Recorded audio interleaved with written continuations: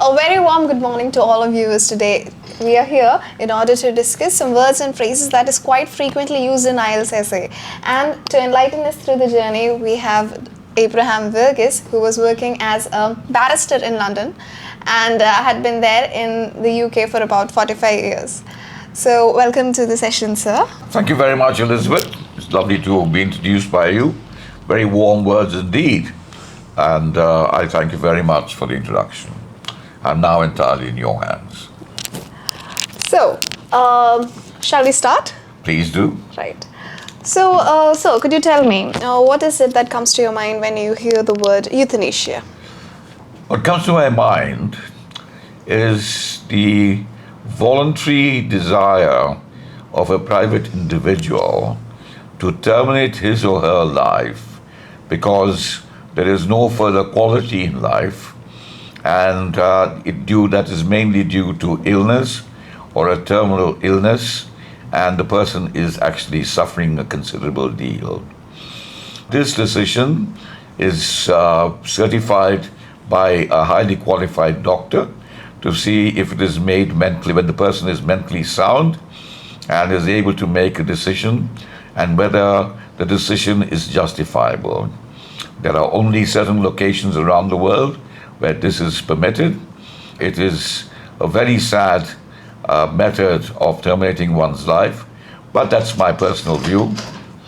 It is a very sad ending to one's life, but if you look at the quality of life and the reasons or the pain behind why that person is making such a final decision, then one can be more understanding of it and appreciate it. Okay? So that is the form of active euthanasia. I believe there's a form of passive euthanasia, which is where the doctor finally makes a decision with sometimes the help of the court in order to justify terminating a person's life because A, there is no cure, B, there is no quality, C, there is constant suffering, and D, there is no purpose at the end of the day because either one of all, soon enough, the person will be gone. Okay? I hope that clarifies the position. So, let's move on, sir. Please do. Right. Okay, so my next word for you is teamwork. Can you tell me something about it? Teamwork is very, very important. It is where people collectively do work. They can be doing it singularly also, like in an office, but they all must contribute towards the final outcome of the work that is being expected or done by that particular department. Teamwork is also essential because you can then discuss differences and reach conclusions which are more binding and more effective and more clearly thought out than individual decisions.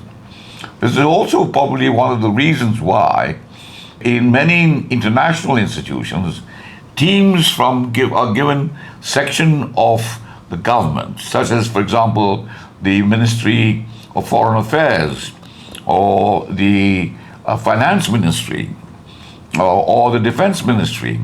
They have a team of people that they work together with, and they reach a conclusion which is beneficial and accepted all around.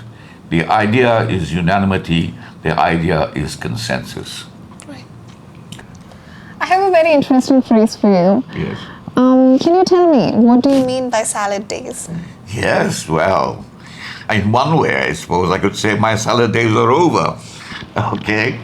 Because it is a time of youth, and when you're inexperienced, you're green, because salads are normally green, okay? And often it's referred to poetry, in personal notes, and sometimes in novels also. It just says that those were the days when your heart was young, your mind was young, you had lots of expectations, the world was open to you, you didn't know enough, but you hoped and wished a lot, and those are called your salad days. Okay? So the next phrase is something that is thought-provoking. Gender bias. Please tell me about it. Gender bias, wow, there's a lot to be said about it. Unfortunately, my time in expressing about it, in almost defining it, is very limited. Gender bias is basically saying that you prefer one gender as opposed to the other or over the other for reasons that very often are not at all ethically correct or morally correct or in fact actually correct. But let us say you're looking for a choir and a particular sound or particular female sound is necessary. And to say that you require some gender bias there or in that kind of context may be appropriate because you need that particular kind of sound. You might get it from a young boy, but only for a limited period of time.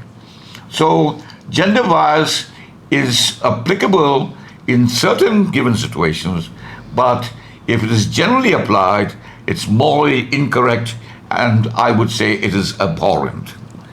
Okay? Yes. It is showing a difference between, let's say, your daughter and your son, or your son and your daughter. That is not normal. Right. Okay. Thank you, sir. Please understand that whatever I say is not written in stone. It is my opinions of it, my explanation, and so that is the view that I take of it. Don't think it is absolute.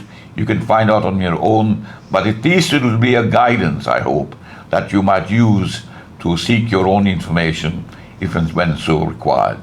Okay? Thank you very much. Nandini.